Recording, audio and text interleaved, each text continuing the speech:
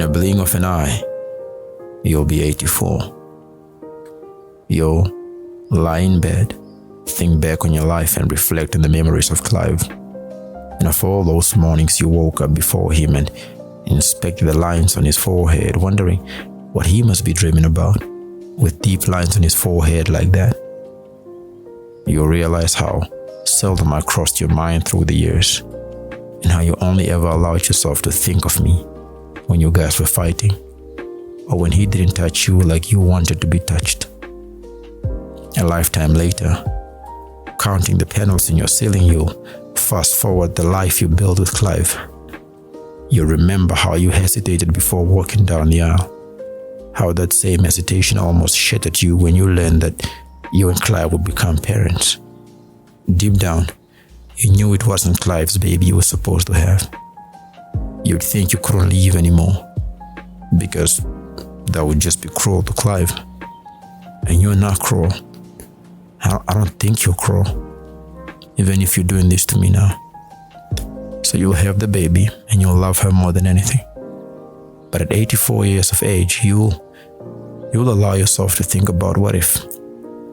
You'll finally admit to yourself that it was my wedding band that should have decorated your finger.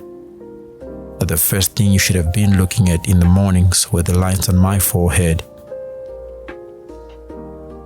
I know you can't say that this definitely won't happen, and I can't say that it definitely will.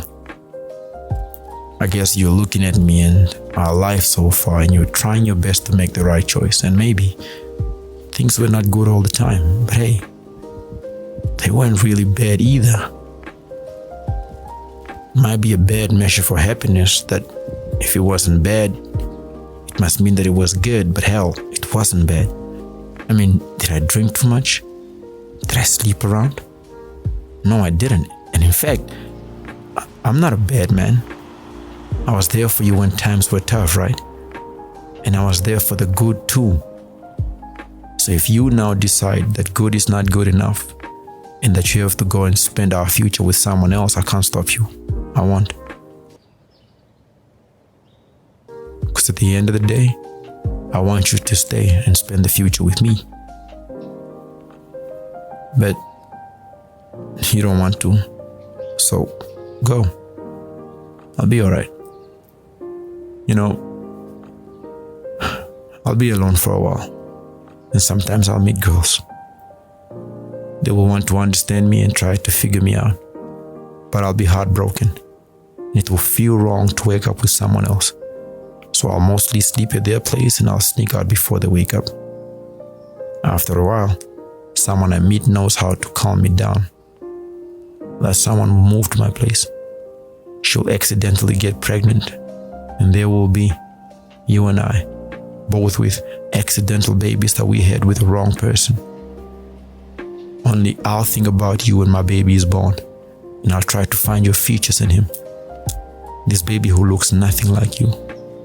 I'll love him, of course, but every once in a while I'll think about what our baby would have looked like, and I'll wonder where you are. I wonder if Clive ever learned to touch you like you wanted, or if you are still secretly yearning for me instead. My baby mama, well, my baby mama will know that she's not the one I'm thinking of when I'm lying in bed at night. After a while, she'll get tired of it. She'll leave.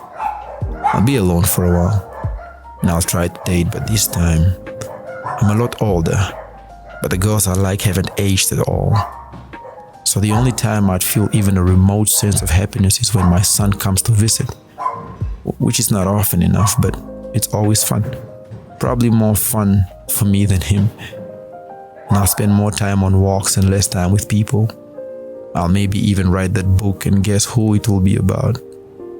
And one day in my 70s, I'll sit by the kitchen table and look outside at the light snowfall, and I'll think of you.